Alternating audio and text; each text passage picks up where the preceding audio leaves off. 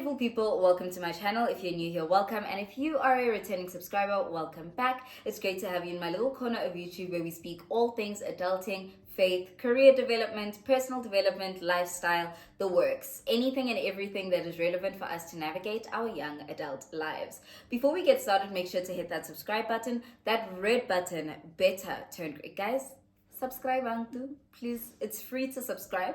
Give this video a massive thumbs up. Comment down below what you enjoyed about this video, and tell me what else you would like to see, and share this with anybody and everybody in your circle who you think might need it. So without wasting any more time, let's get straight into today's video. So we're back again with another Vlogtober career series segment, and this one is close to my, I think they're all close to my heart, but this one, because this is my sister, close to my heart, you know. So as you can tell, I am not alone, and I'm quite sure you guys, if you're a real OG, you've seen this face on my channel before. If you're not, go back and check out some of my vlogs. You understand? Go and do the right thing. So before we get into the meat of today's video, I'm going to hand over to you to give an introduction. She has many titles, by the way, guys. She has many titles, so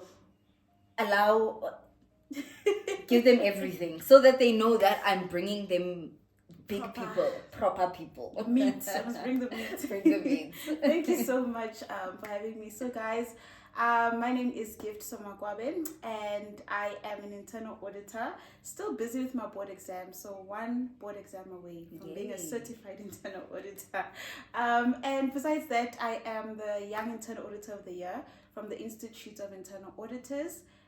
Top 200 Male and Guardian Young South Africans in the education category 2023, and then Emerge Africa Awards Youth Empowerment Ambassador for 2024.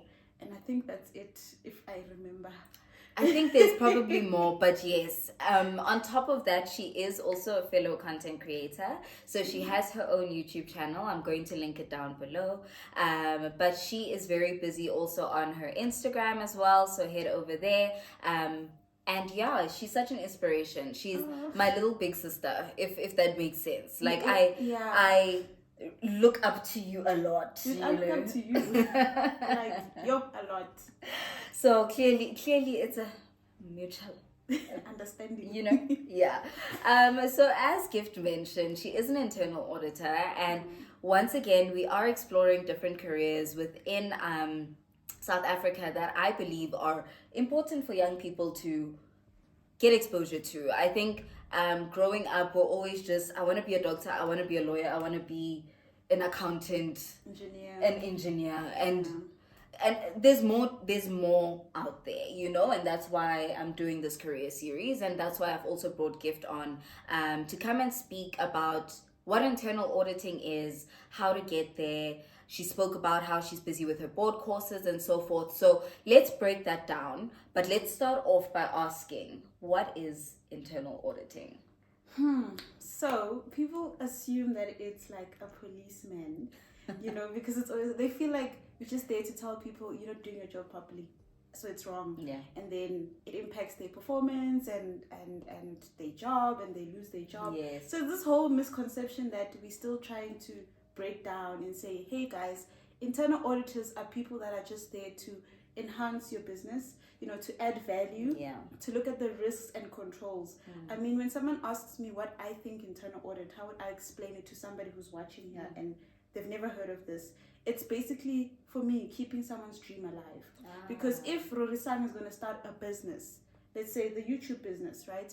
As an auditor, I'm going to come and tell her, okay, you have a risk of maybe IT, cybersecurity, that you could be hacked. This is what I think you should do. I'll ask you questions about how do you ensure that your password protected all the time. How often do you change it? You know, that's more of like IT audit. So there's also internal audit. So there's literally so many things, even just as an auditor. So I think as we speak, we'll break it down. But basically, enhancing the business, looking at the controls, adding value from governance, controls, risk. It's just something like that. Okay, awesome. So it seems like a very important job, I think, to keep the business alive, basically, like you said, keeping someone's dream alive, and that is a heavy responsibility. A lot. Ne? So with keeping this dream alive, what does your day-to-day look like? What are the main aspects of your day? I know for myself, my mornings are usually full of a whole lot of meetings, and then in the afternoon I'd have like maybe workshops, or I'd spend time working on, collateral for my products that I, take care of, and all of that stuff. But from your end as a internal auditor, what are those aspects of your day that you know that every single day this is what I do? So my day is never the same. Okay. Literally, I think that's what I love about the job. It's just anything can happen to be on your toes anytime. Yeah, literally. So I would say usually it depends. In the morning, so we have a lot of catch-ups because you work with a team. So you're not somebody that just works alone. Of course. So you have your seniors, you have a manager, you have the partner or the chief audit executive on the job, and then you work with the client, the people that you're actually asking about their business and their processes. So it would depend. If on that day you have a meeting, you'd have a meeting maybe with the client to discuss certain things, and it will start from just understanding their job, what they do, and then following meetings come up where it comes to you need further understanding, or you need to now actually request for documents and stuff. And there's a lot of emails because you need to engage with these people constantly. Of course. So it's like you're a part of their business, basically. Literally. So spend a lot of time also just looking at emails, understanding what needs to be done. So I work a lot with the tracker, which helps me understand, okay, this is how far I am. And we work on a budget as well. So you're also updating from an admin perspective. How much time have we actually spent on this audit? How much are we going to bill? So there's a whole lot of stuff that goes. Sounds like consulting. It is, hey. Can I live PTSD? I can see. The faces and all. I'm just like, listen, I don't want to hear it. But your people need to hear No, it. the people need to hear it. Listen, I'm just saying, personally, consulting, no. Right? I'm still recovering. But yeah, sometimes and there's a lot of training as well, because we constantly need to upskill ourselves. Yes. So there'll be days where a few hours of your day just to get training. Where I previously worked at one of the big four, we would literally even be taken away to like a hotel for a week or two, and just it was really nice. We worked at the same big four firm. I was never taken to a hotel. I'm just saying that clearly I chose the wrong career. Girl, every year it was a thing. Clearly I chose the wrong career. We were living our best lives, food, but it was... I'm so jealous. And all you're doing is just sitting there, listening, taking notes and presenting. Rewind. Let's try again. Let's give it a rerun. It's never too late. Wait, let me heal first. But yeah, that's a bit of an idea of what your day looks like. Okay, awesome. And you mentioned board exams, but let's start at the beginning. Yeah. What does one need to study to become an internal auditor? Let's take it back to high school. Yeah. Okay. Yeah. Accounting is a good place to start, right? Okay. But I think for someone who didn't do accounting, if you have like maths and physics, you're somehow able to get into the BCom accounting space in varsity. So your accounting, your maths, your physics, those kind of get you in the foot in the door. And then you get to varsity. So this one, there's so many. If you're gonna go to a college or a technology university or a university in general, you could start at a diploma. You could start at a higher certificate. It can be in accounting or it can be in internal auditing, depending on what the environment offers you, right? And then you could also do your BCom accounting, and that will then lead you to proceed with, your BCom internal auditing, or as they know it now, or call it as well, postgraduate diploma in internal auditing. So it's such a... the stream is really like tricky because I started with a diploma, then I went to an advance. So when I get to advance, it's now like a degree, and then it's like a bridge for me to get to my BCom honors. I see. So that's what I did. So I would really say, as long as you're in that accounting space, internal auditing along those lines, those will kind of give you an idea that, okay, I'm actually getting to that direction that I want to take. And then if you're ambitious, you can go to masters, you can go to PhD. Okay, so after your honors, then what do you do? Board exams, like what does that look like and what does that entail? Sorry. I'm asking, and I know why she's saying yo the way she's saying yo, because baby girl's going through it, guys. Baby girl is going through it. Why doesn't it end there? That's my question. That's the problem. Like, why? After that, you are still gonna go and become a certified internal auditor. So I'm like, when you get part 1, so there's CIA, which is part 1, 2, and 3. Okay. You write all those exams, multiple choice. It's not even like you get to, finesse or whatever. You can't do that. Substantiate on your answer. Exactly. So, okay, you do that. So within the CIA, there's also CISA. So these are people that want to actually focus on internal in IT audit, as I said. Okay. Then the CRMA, who want to specifically be in like certified risk management. But also, just to take it back, you don't really have to start at CIA, because there's people who, like I said, they probably don't have honors and all that. So the IIA has like a requirement on the website. I think I'll just share the link for you to add. They have it on the website where you can also do an IAT, which is like an internal audit technician. So you start from there, and then that will also give you like a pass to say you can go into CIA. So it really depends on where you at, because based on marks, and some people can't really get to honors and stuff. So they can start with IAT and then work their way up. Yes, work their way up. So there's always a ladder to climb. So you just literally do those board exams. When you're done with CIA, I can choose to do CISA as well, to say I'm certified in systems. Then CRM for risk just management. those long LinkedIn. Yeah. And one thing about you, I'm quite sure that will be her. The one thing about I'm going there. I will cry later. And on average, how long does it take you to finally be a certified internal auditor? Because there's the 3 exams. You have your maybe 3-year undergrad degree, and then your 1-year postgrad. So can you do all of those 3 board exams in like a year? What does that look like? Girl, you can even do it in a month. Really? If you really like crazy. Okay. I've heard people I've heard people say they've written all 3, I think, in the space of less than a month, 3 weeks. So it's just a lot of content. Like the part 1 has 8 chapters, part 2 10, and then the one I'm busy with now decides to go to 16 chapters. Hi, bro. It's a lot. That's a double. It is, and it's 100 questions of multiple choice for 2 hours, and you need to get 80%. Okay. So you literally get 79. Forget it. Yeah. So you can do that literally. So the IA gives you, I think, 3 years to say this is your period. You need CIA 1, 2, and 3 you need to be done. If you don't finish in that period and you've literally passed like 2 and you decide to just, I don't know, whatever happens, if that period passes and you don't extend, you need to pay obviously to extend. If you don't do that, you need to start all over again after the 3rd year. Could never be me. Just finish, guys. I'm fighting to finish. I'm fighting. So people finish in 6 months because they spend the first 2 months part 1. And also, you don't have to start with 1. People start with 3, go to 2, go to 1. It's just a whole mix. But the whole point is you have 3 years, you need to finish. If you fail 1, you need to take out another 6K until you pass. So I failed twice, man.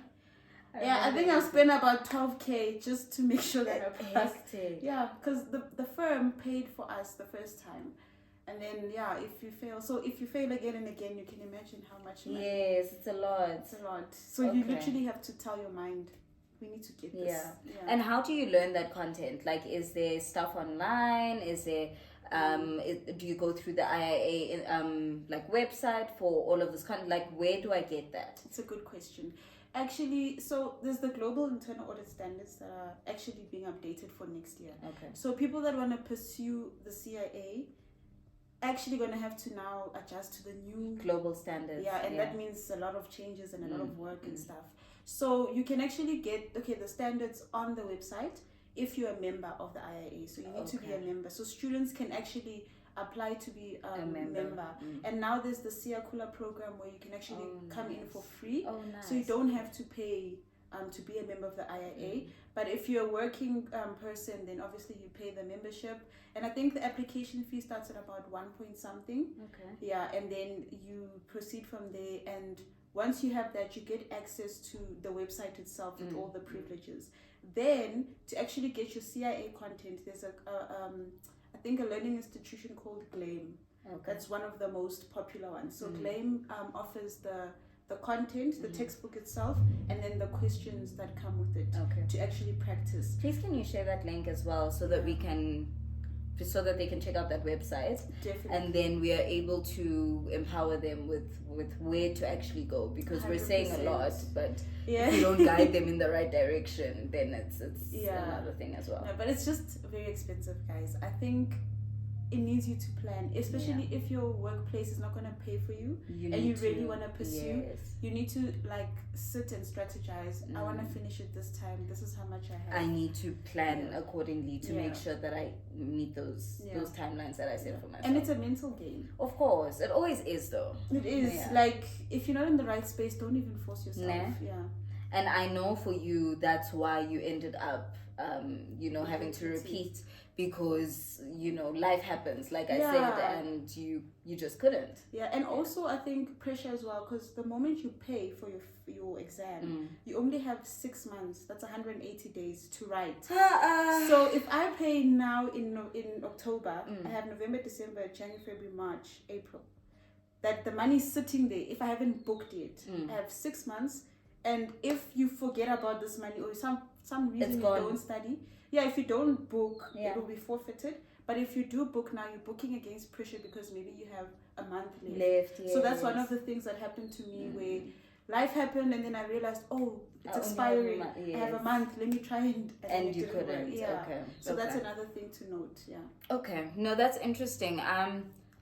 Hey, I feel like I'm depressing you. Yeah, like it doesn't sound like an easy journey, but I'm quite sure at the end of it, it's definitely fulfilling, because I think nothing good ever comes easy, right? And my mom always tells me that as well. Like nothing good ever comes easy. And as much as this journey has so many tugs and pulls, but I'm quite sure when you have all those like titles behind your name, it's gonna be like, those tears were worth it. Those tears were definitely worth it. I can't wait. No. Oh my goodness. Okay, so the next question I want us to speak on is the difference between internal and external auditing, right? And I'm asking this question for selfish reasons for myself, but I'm quite sure a lot of people that are watching don't know this as well. What is the difference? That is always a question that people don't understand. Because I don't get it. Like, don't you guys do the same thing? Not really, actually. Even when I introduce myself, I always have to explain. No, I'm internal, not external, right? So it already starts that it's so different already from the body itself. I told you about IIA. Yes. But now if we had to do external, we're looking at SAICA. Yes. Right? So an external auditor is someone who's a chartered accountant. Okay. So it would be someone that has a CASA, and then as an internal auditor, I'm a CIA. Okay. Right? So certified internal auditor and then chartered accountant. Okay. Now the thing is, with a chartered accountant, we could do like similar subjects and everything, but where we bridge is when I go into internal audit honors. They go and do their accounting sciences, CTA, they do their BCTA and their CTA and stuff. That's where the difference is. And then they do all modules. So they'll do your management accounting, your tax auditing, and accounting. Yes. So internal audit, you sort of move away from your management accounting and accounting in a way, and you focus a lot on just auditing. Okay. Because you're looking at more risks and controls. So external auditors want to provide assurance at a financial statement level. Okay, I hear you. Okay. Yes. So they're the people that can actually come and sign off. Yeah. I can't sign off. I look more into the process and I go very deep into the process. Okay. So if you had to ask an external auditor if they knew a lot about like the business itself and deeply, how it's run and whatever, they wouldn't know. Yeah, okay. That's like something interesting. I love my job because number one, tax is not my friend. Tax is not my friend either.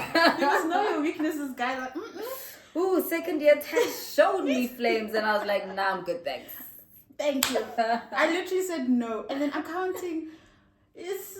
No, listen, I loved accounting. Yeah, that one, listen. For me, it was like a 50-50. Yeah. Like, sometimes it's good, sometimes I'm like, nah. Yeah. You know, and then there was management accounting, which I loved, but I was just like, it's not really me. But I could feel auditing was like, calling your name. Yeah, so that's the difference, and they do everything, you know. So when I go to the client, I look into the whole process. I understand it to another level, and then I provide assurance on a reasonable assurance on the process itself, the controls and the risks. They just look at it at a financial statement, but we do work together. I was about to ask how that integration is. Yeah, we definitely work together because we don't want to duplicate, and we don't want to, you know, because you'll find we go to the same client and then the client is like, but they asked me this already. Yeah, and you're like, but guys, there's certain things we look at a different thing and they look at a different thing. But when we come back together, we communicate and say, okay, this is what you found, this is what you found, this is what we think, you know. And the interesting thing about what they're doing now, so the chartered accountant, a lot of them are moving into the internal audit space as well. So you find the IIA has now created an exam, the same I told you about 1, 2, and 3, but they just write, I forgot what it's called, but it's just one exam that they literally just write. So that they can bridge into internal auditing. So you'll see a lot of them are now CIA, CASA, and it also comes with differences where internal audit is hectic. Working overtime and all, it's hectic, but it's not as hectic as external. So if you really want to go into the external audit space, it's a lot. So you find people... It's for you guys, eh? Oh yeah, all of it. No, it's for you guys. Thanks. I'm thanks. Yeah, no, I'm thanks. So you find a lot of them eventually realize it's too much for me. Let me head over. Yeah, let me head over, and they actually enjoy that space as well. So I would say, yeah, man, it's sort of similar, but it's not. And we work together as long as we kind of work together, and that's it. Okay, that's good. And I'm glad that there's that working agreement between you guys as well, because sometimes you find a lot of professions clashing in the same space, you know. For example, a finance team clashing with the auditor that is there doing their audit for the year, for example, small things like that, right? So I'm glad that there's like a working relationship between you guys, and you guys both understand your different roles and why you guys are both there, and how you guys can work together to actually get a successful audit signed off. Definitely, we have to. Yeah. Okay, so now that we've explored what it is and what those differences are, I was really curious about the internal, external one. I was really, really curious. So thank you for clarifying that. You're welcome. But now, you recently changed jobs. And the question that I asked, and the reason why I asked this, is because of the change. Yes. What is the difference between doing internal auditing in a bank and doing internal auditing in a firm, like an audit firm? I understand that you're not necessarily at a bank, but I'm quite sure you're more knowledgeable about this than I am. Yeah. Firstly, I'm still trying to figure out where I am, because I'm like, am I actually in financial insurance? What are we doing? But you're a financial institution still, but you're financial insurance. Yeah. It's like, I like the mix though. It's very, you know, it's it sounds, you know. Yes, it's not just us that are financial institutions. No, there's, you know, there's something there, there's something, guys. So again, I think it's that same question, like external, internal. It's that question again that people also like are curious and then they don't have answers to. So I recently moved from obviously an audit firm, and we kind of moved to consulting. It was called like consulting in a way. So audit firm is big, obviously, and especially big for big. And what's interesting about that is you have a variety of clients. Okay. Well, it depends on what you booked on. Yes. But your chances of getting more than one industry is very high. Yes. Yeah. So I worked a lot in property, healthcare, mining. I did so many things. And you were also able to travel as well. Yes, right? that's another interesting thing. You actually get the opportunity to travel. Go to your clients. Some people really actually haven't traveled 4 years in and they have never gone anywhere outside because you chose the wrong career. I chose the wrong career, guys. It was so nice. People have even traveled overseas. You know? Nice. Yeah, I know. A colleague of mine, he went like Brazil, Australia to go see clients. for like 2 weeks. Like, I was like, guys, I think in the same company that we these conversations need to be had before we finish varsity, so that I know, when I'm in my third year, what I'm applying for honors, and then when I get to honors, I'm able to be like, yeah, this job will put me on an aeroplane. This one. People go to Cape Town, people go to like Botswana, people go to USA. Because you enjoyed the traveling part. I did, but I still feel like they should have given me more. Of course. But that's fine. Yeah. So that's one of the things, and then we work in a lot of teams, so you don't really get to work with the same boss or team, which is good, all the time. Yeah, which is nice because you learn different people. Yeah. You expand your network a lot. Yeah, the only tricky part is if it goes south. It's such a small world. So the next manager that you're working with. Exactly. Yeah. So, and of course, the hours there are much longer, and you work on a budget because you are selling time to the client. So you guys really need to try and make the profits, right? Makes sense. So where I've moved to now, I obviously forfeited traveling. Yes. Because now what I'm doing is I'm auditing your company that you work at. Yes. We're auditing ourselves, and I don't need to go anywhere, but I'm now within the different departments. So it's kind of interesting because now I get to learn the company itself through and through. Yes. Yeah, like completely. And it's much smaller. So in-house is, I know with our team, we're about 16, but the entire department is like... saying that's a small team for me. It is, eh? Because we were like over 100 at some point, and now like but now we like separated into 4 teams or so, right? And there's like maybe an IT team. I see. Okay. So I'm in the like corporate finance space. So I'm in that space, and it's sort of like interesting because a part of me was like running away from accounting, and now it's like, and now here it is. It's calling you back. It's like, come here. When God has a plan for your life, ne?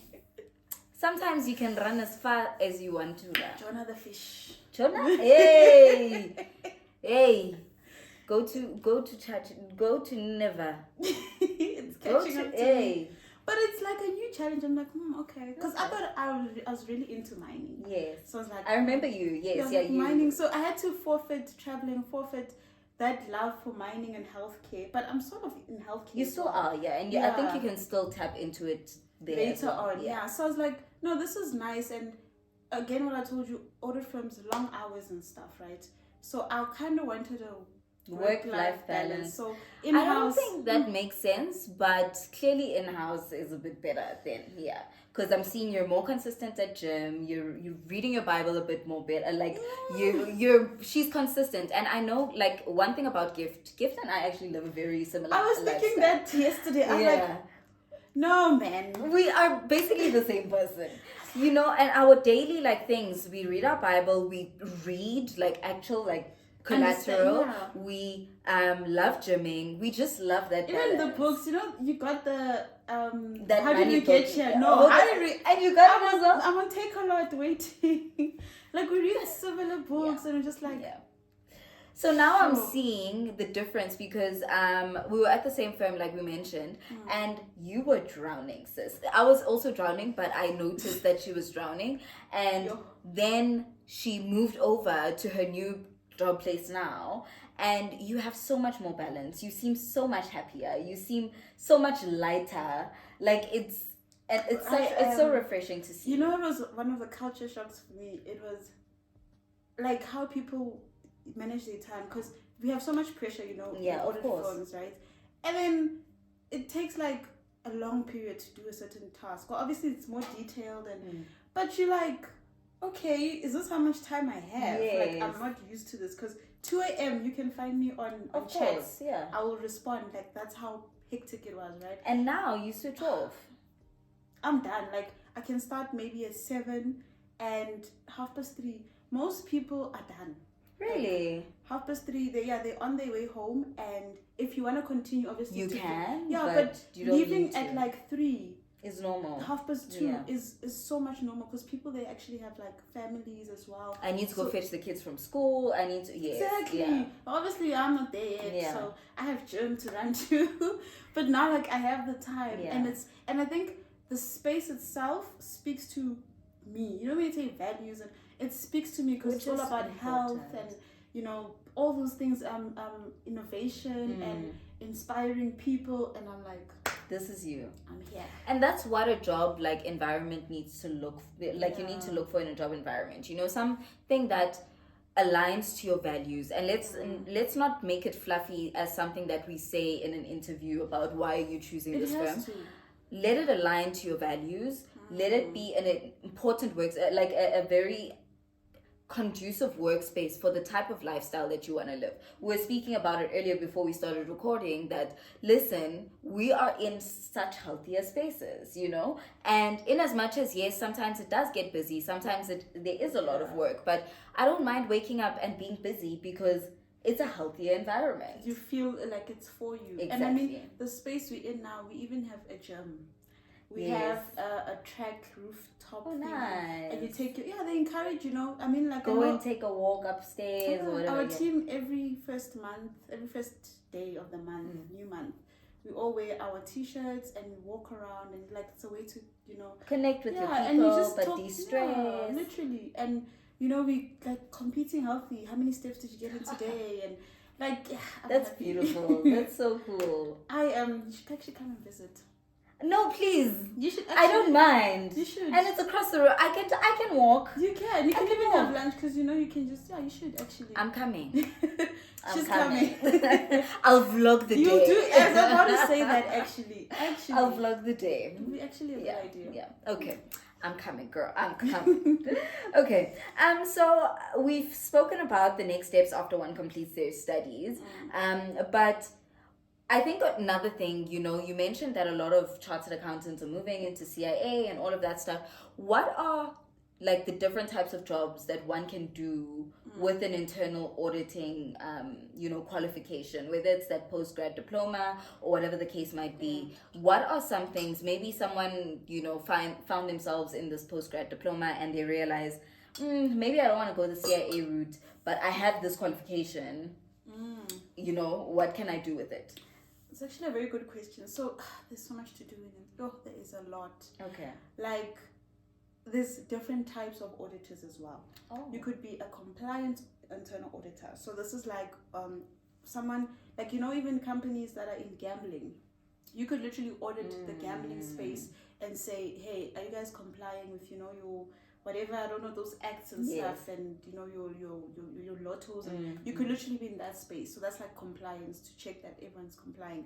You could be an environmental internal auditor. So these are people, ESG things and exactly, sustainability and all that. That's actually something that is actually trending quite a lot in the IS space. ESG and your data analytics and machine learning. So just adding on to that, then you'll obviously be an IT auditor. And even as an IT auditor, there's still so much that you can do. Yeah, because there's SAP, you're probably an IT auditor in SAP. Yes. You're an IT auditor in this type of space. There's just a lot. Yeah. I don't know what else I could think of. Then obviously internal auditors its own, where I've started, where I'm just in different industries from a firm. Or an auditor in a bank per se, where you're actually just auditing that bank. Yeah, and it just keeps, there's just so much to do. Like, I don't think you get bored. Yeah. And I think, if it's a space where you can't get bored, that's good. I mean, because for me, like after 2 years, especially if I'm not growing, like after 2 years, my brain switches off. I need something new that's going to excite me again, you know? So if it's a place where it's so broad that you can tap into IT, then compliance, then this, then that, then that, then it's a good space to find yourself in. And I think from a job opportunity point of view as well, it's also a good place to find yourself. Yeah, because I think one thing I'll say is people need to be willing to upskill themselves. Of course. Obviously, if you're going to get into IT, you must know a little bit more and stuff like that. But I also think it's just, like you're saying, job opportunity. You don't actually even have to, like what you're saying, the whole process we did, accounting and stuff. There's people who did computer science. You could actually come in and you're actually an IT auditor. Okay. Because you just need to now learn the auditing aspects and how it's actually done. We actually have engineers, doctors, who can also come into a firm and then and they're auditors. They just now need to learn, but they obviously are known as specialists, but they're actually doing the audit. So, oh man, this thing is just, it's broad. Yeah, it's really interesting. I think that's why I just fell in love with it, and also just the people. Yeah. If you're somebody that also just doesn't want to sit alone somewhere and just be on your laptop, you get to engage with different people. Yeah. Okay. No, that's good. I think that's also the difference that I'm seeing between audit firms and where you are now. That at the audit firms, we're chasing numbers. So you are just sitting at your laptop and, you're grinding. Whereas here, you're engaging with your people. You are, building a community for yourself, which is good. Yeah, the only problem is now you can't run away. See, with audit firms, you deal with them, you're done. Yeah. Now lunch comes, you're downstairs, and they're like, No, that's true. That's true. Yeah, but either way, they're very helpful because you kind of feel like we're all on the same team. So at the end of the day, give me what I want. Yes. No, be out of your face. Yeah. Okay, that's cool. That's cool. And then going back to basically the process of how to become an internal auditor. Is there a typical career path that one follows? So do you come in, like with the CASA journey, you come in as a trainee and then you build your way up and all of that. How does that look in the internal auditing space? Actually similar. Okay. Very similar. So from an audit firm, it's where I was at, where I was a trainee for 3 years. You sign your contract and you serve that 3 years, right? In that 3 years, that's when you're studying your board exams as well, same as external. Okay. And then you get signed off. So you also have competencies that you obviously need to get. Obviously communication, do you know how to do an audit plan and all those things. Then after training, you obviously can become, so in the audit space, it's more of like an associate, senior associate, then you become a manager, and then senior manager, director, and partner. But it also in-house, it's not as lengthy, but you would come in as a junior or just an internal auditor. That's the junior level. Then you become a senior internal auditor. Then it's your manager, senior manager, and then the chief audit executive. So the chief audit executive, and it's like similar to a partner. But now here's the interesting thing I've learned, where if you're at an audit firm, your chances of your career progression is much faster. Yes. In an in-house, it's a bit slower because remember I said it's a smaller team. Yes. So it's not like every day people come and go and they have the capacity to just take in anyone, right? So it takes a bit longer for you to get to those other positions, right? So you need to know what you want. Are you somebody that's just chasing the ladder? Or if you chase the ladder, it means a lot of your time is there, you don't have the work-life balance and all that. Or if you actually in an in-house, it will take a bit more time. Are you somebody that's very driven, that you just want promotions? Or you actually also maybe venturing into other things that keep you busy? So it's really, it's sort of similar. But if you make the move, for example, a person in an audit firm, if they left as a manager at a firm, they would actually come in-house as a senior internal auditor. So it's lower. It's lower, but then chances are the money could be higher. I see. Yeah. So it's like in-house looks at the number of years and your level of experience. It's more detailed. Whereas with audit firms, they know people keep coming, so they have to keep pushing you up. And that's not to say you don't know the work, but don't sometimes really know. You find yourself as a senior what and you're like, you're kind of struggling. You're literally struggling because you just took 3 years to try and learn a few things. The next thing they're like, oh no, maybe manager. And then but she's like, I'm still a baby. I'm just a baby. You actually realize that, because a person who's a senior in-house could literally be on like 10 years experience and stuff. So it was interesting. Okay. And I think that's similar with what I've experienced as well with my job change, that in consulting, every year, almost every year, you're going to get some sort of promotion, right? Whether it's from senior associate 1 to senior associate 2 or whatever, there's some sort of promotion. Whereas in banking, it's more of a legacy type of environment where there needs to be succession planning. You have to wait for someone to leave before you get into a specific role or whatever. And for me, the reason why I don't mind that is because I just want to learn, guys.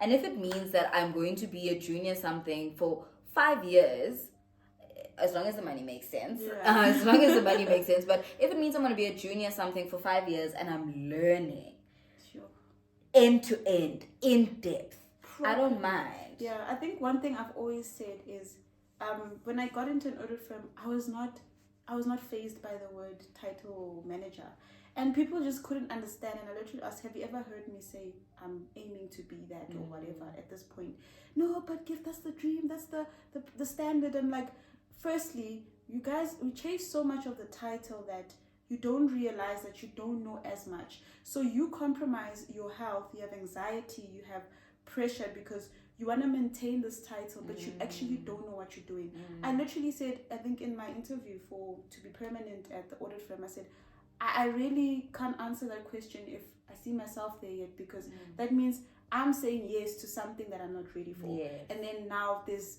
this whole skinnering, everybody, she doesn't know what she's doing, but she's a manager. I don't want that on my reputation. Agreed. You know, I want to literally rather be a junior and they're like, oh my word, she's killing it. She's killing it, and then get what I deserve at the right time. So that's my opinion, but yeah. No, I think we share the same sentiments in that regard. So no, that's good. That's good. So now as a trainee within the audit space, I think you'll be able to speak more about this next question more within the audit space, because that's, you know, where you got most of your experience. But what is the entry level salary looking like there? Coming in as a trainee, someone who's watching is maybe a student and is trying to plan for the future and see what they can expect. What does that entry level salary range look like? Okay, so I actually did a video, I think last year, where I was giving a estimation range and just explaining to students that it sounds like a lot, and then when you actually break it down, do you really think it's a lot, you know? So I think the estimation when I started entry level, it was about, let's say, maybe 300. I think right now, looking back at then and maybe now, but this would maybe be at like an audit firm. So I'm not sure about, like, you know, your municipalities. If you go work for like a government, if you go work for like a bank, it could be slightly higher as well. But that's like the market, you know, salary. So let's say at about 300 maybe to 310 as your entry. I don't know if we do the calculations. How much is it per month? So if it's that, back in the day, that was around like 17, 16. No, it can't be. Remember I was a permanent, right? So I had more deductions. Oh yes. So for you guys, that's another thing. Oh yeah. So my salary range is without the provident funds and the pension. Yes. That's actually, I think it should be about 18. Let me just check. Because I had more deductions because I was a permanent. So after deductions, we're looking at around 18. Yeah. So at about 18, 19, somewhere there, depending on also the type of medical aid you take and all. So some people are on their families, whatever, medical aid, and they maybe end up sitting at 20 or something. So that's about the range. And then so from your gross, then obviously subtract your deductions, and depending on the type of medical aid you have, some are actually on family medical aid or whatever, or their husbands and stuff. So they would start at about maybe 20 or so. But again, if you maybe at a government, if you at a bank, you could go a little bit above 20 as well. Or just, between, let's say, 18 to 22, 23, 25. It really depends where you are. Where you go as well. No, that's good. That's interesting. And I guess, like you mentioned, it also it varies based off of the deductions that you have as well. So, I think for us who got our own medical aids, guys, we adulted very quickly. The only thing I've said is, if someone can just marry me, so I can just move to their medical just to aid. Save. That's that 3 point what. That one is a lot, because wow, guys, medical aid is expensive. And it's a need. I removed my wisdom teeth just the other. Yes. It was just easy because they just pay for you, but you're paying that every month. It's painful, guys. No, it's painful. It's painful. So unfortunately, we are reaching the end of the video. And I feel like we've been saying we need more collaborations. So this is not the last time you're going to see her face. But I think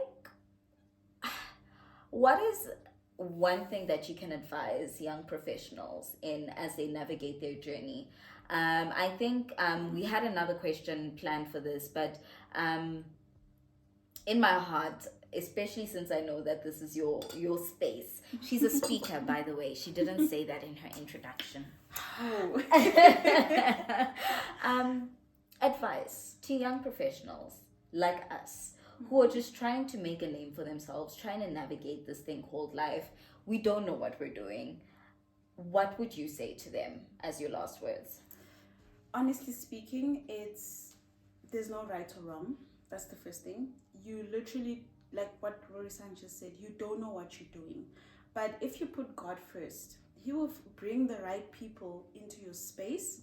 And in that space, you actually develop mentorship. So I'm a big fan of mentorship. Have mentors, people that will, when you're not in the right state of mind, they come in and they are the voice and guide you. I'm only here because of the people that God brought into my life. And they're able to, they must speak for you in rooms that you are not in. That's right. That's literally how opportunities also come. And I think I was reading the book Take Charge by Nyimpili Mabunda, and he says, such a good book. It's amazing, right? He says, never say no to an opportunity. Yeah. You will learn as you go, and that's what you need to do. If you literally winging it as you go, you cry on the side, you come back and you figure it out and you look like the star that God, ordained you to be. But literally, that's my advice, is don't say no to opportunities. Pray to God, to align and bring the right people in your space, and just have that discernment, know when is the right thing for you and when it's not. If you have that, you have that peace when you do something, that this is for me and this is not for me. So good. Yeah, I think that's my advice. Awesome. Awesome. Thank you so much. And I love how a lot of the guests that you'll see on this career series are saved, because these are people in my circle and we are saved. We preach the name of Jesus in this place. Amen. We preach the name of Jesus, and we will forever glorify Him and put Him at the center of our careers in everything that we do. So I love what you said about, just asking God for those opportunities, asking God for the right people, for the right circle, because you really cannot get anywhere. You can't get anywhere without God's favor on your life. And that favor comes with the good people as well. Sure. It comes with the good people as well. Give me goosebumps. Let me not preach, guys, because once I start, you know me. Once I start. But thank you so much, sis. I really appreciate you coming and sharing your knowledge and taking time out of your busy schedule to come and impart and pour your heart into my people, I think Chartered Accountancy, certified internal auditing is more vast than I think we've realized, and I think you're also learning that with your transition from audit into in-house as well. And I think there will always be room for growth. I'm seeing you grow in leaps and bounds as well. So there will always be room for growth. So if this isn't a career that you're looking into, she mentioned mentoring. She does have a company that, looks after mentorship and so forth. So do reach out to her, and she will be able to plug you with the right connections, plug you with the right people from a mentorship point of view that can hold your hand through your CIA journey. Don't let this opportunity slide you by. Don't say no to the opportunity, and we'll make sure to link all the sources and stuff that we mentioned throughout the video in the description box as well. I will be haunting you for those thanks. But yeah, we've reached the end of today's video. Super sad, but it's not the last time you're going to see her face here. You might see my face pop up on her channel as well at some point. So of course, working on it. Of course. So thank you so much to everyone for watching. If you have watched until this far and you're not subscribed, better do the right thing. Don't forget to comment, like, subscribe, and share this with anybody and everybody in your circle, which is everyone that needs it. Your mom, your dad, your cat, your dog, your sisters, your brother, all of them. You understand? Yeah. With so much love and so much light from me to you, have an amazing rest of the day. Stay safe and be blessed. Bye. Bye, guys.